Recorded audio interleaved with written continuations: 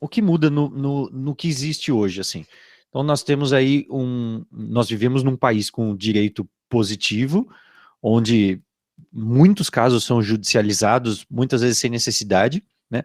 E onde a justiça privada pode atuar e como que ela pode ajudar nesse aspecto? Tá, então vamos lá. Obviamente, na minha opinião, toda a justiça deveria ser privatizada.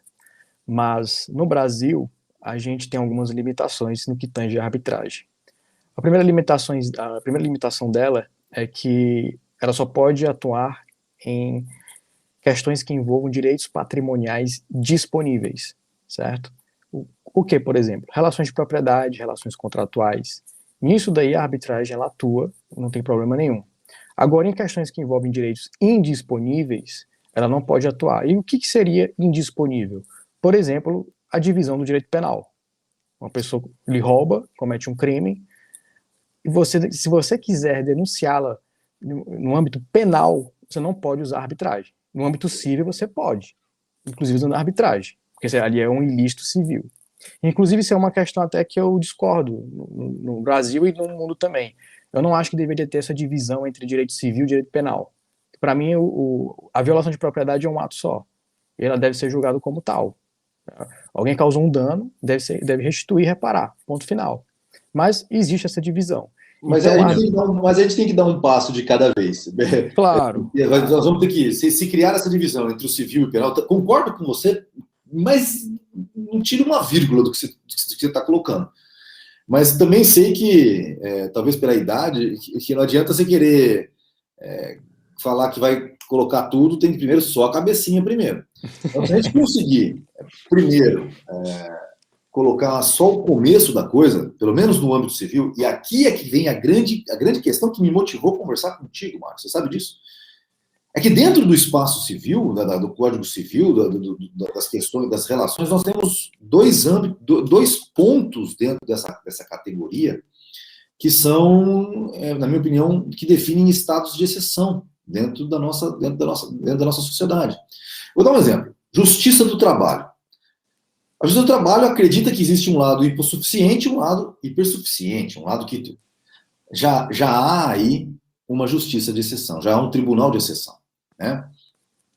E no outro lado, existe o Código de Defesa do Consumidor, que também cria o pensamento que existe um lado, o coitadinho que comprou, e a empresa malvadona que vendeu. Então, quer dizer, para o empresário, para o cara que arrisca, que vai lá e entra e põe o dinheiro e tenta fazer o malabarismo dentro desse país, ele está entre a cruz e a espada, né? Vamos dizer assim, na verdade, entre a fogueira e a forca. Ele não sabe para que. Ele apoia dos dois lados. Qual é a origem desse pensamento de hipossuficiência? Você saberia dizer? É uma base marxista. Entende? É uma base marxista que isso impregnou no desenvolvimento do direito brasileiro e foi tendo várias mutações, tá? Até surgir aí esse pensamento que a gente entende hoje como social-democracia, tá? Inclusive, isso aí surge até também, tem raízes também no fascismo, do Mussolini, né? A CLT surgiu de lá, a Carta del Lavoro. Né? Basicamente, os direitos que tem lá é o que a gente tem hoje, tá? Claro que hoje está bem mais complexo, né?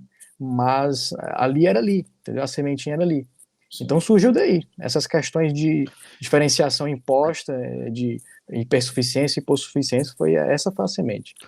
Ô, Rodrigo, você falou um passo por vez, só fazer um comentário rápido, você sabe quem que é todo processo basicamente tem um denunciante e um denunciado, né? Você tem lá um autor e um réu, ou no caso de um processo criminal, não sei como eles chamam, um acusado e uma vítima lá, né, no negócio. Você sabe quem que é a vítima no caso do tráfico de drogas, Rodrigo? Quem? Saúde pública. Isso vai escrito com todas as letras, em qualquer peça processual. Eu imagino, então, o cara que anda sem capacete, né? Quem que é a vítima? Também é a saúde pública, porque o cara não quer pôr o capacete, então ele vai cair e vai levar se você resolver não tomar vacina, você vai estar interferindo na saúde pública. E o interessante é que eu fico imaginando o cara que se dá um tiro na cabeça e não morre, né? Também ele está trazendo problema para a saúde pública. Se você gostou desse corte, tem que ver o que sai ao vivo. Então deixe seu like, compartilhe e se inscreve para não perder os próximos vídeos.